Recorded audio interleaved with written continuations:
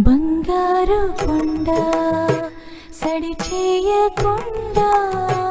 ఎదలోని వెన్న దోచెనే ఈ చోటు లాగే దోబుచుల